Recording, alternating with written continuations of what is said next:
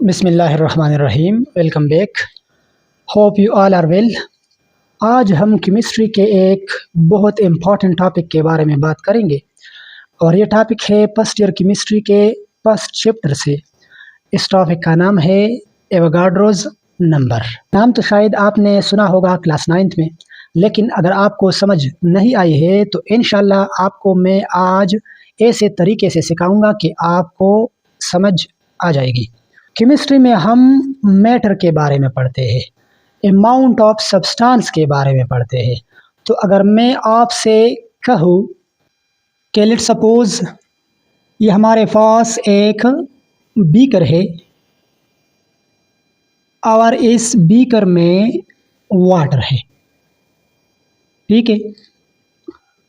और अगर मैं आपसे कहूँ कि इसको वेट करो तो आप जल्दी जल्दी जाएंगे, इसको स्केल पर रखेंगे और वेट करेंगे और फिर खुशी खुशी आएंगे कि सर ये लो वेट किया और इतना मास हो गया।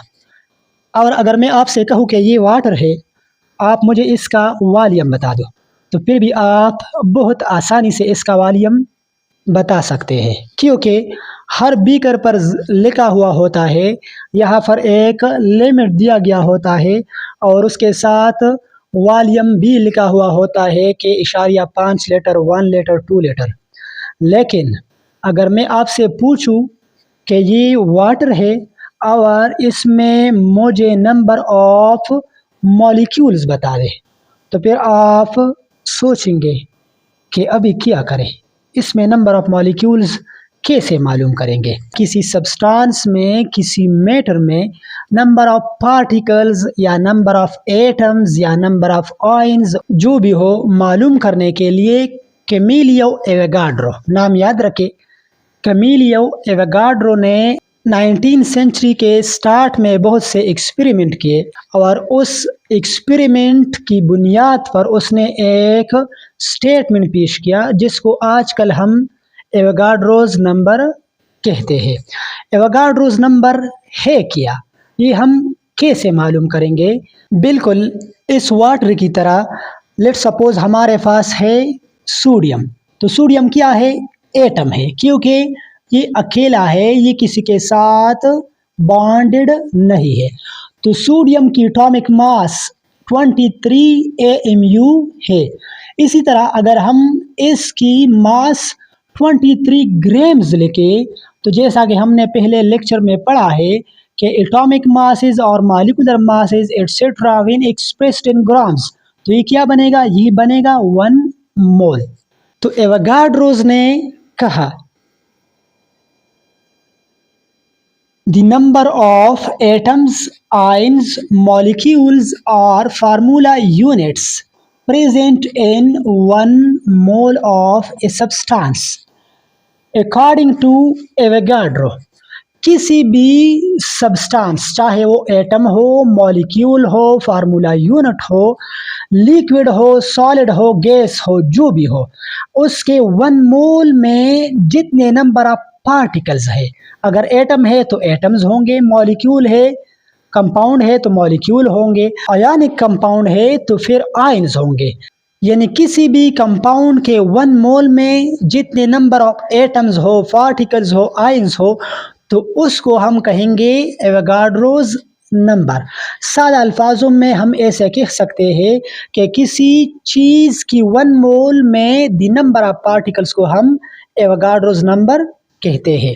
Avogadro's number is constant and it is represented by capital N and subscript capital A।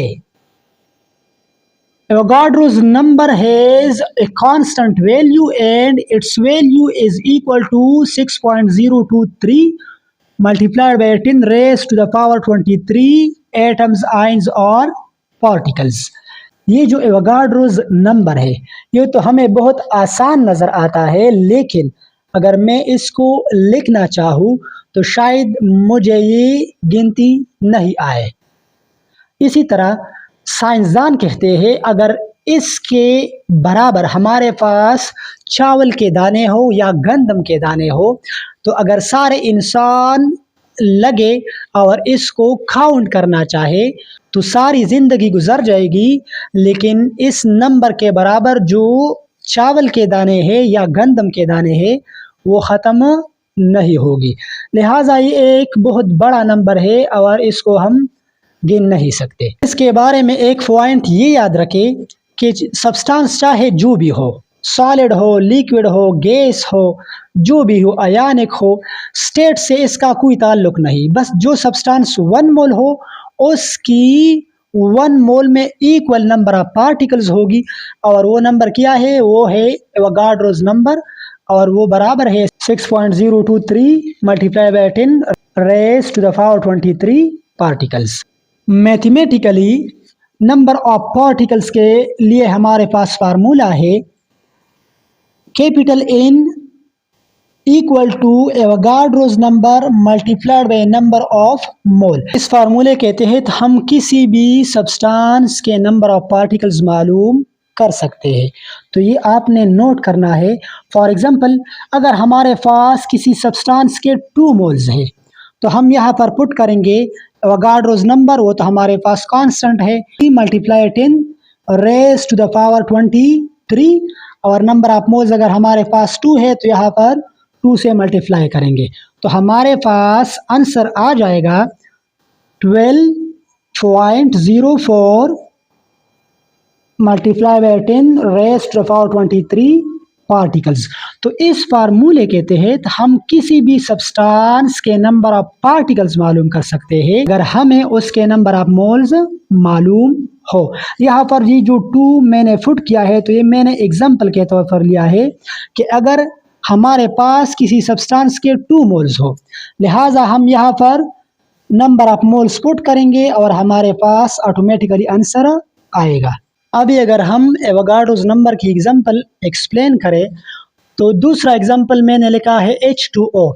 तो हमें मालूम है कि H2O की जो मोलर मास है वो है 18 AMU और अगर इसको मैं ग्राम्स में लिखूँ तो ये आएगा 18 ग्राम्स और 18 ग्राम्स 1 मोल के बराबर होगा।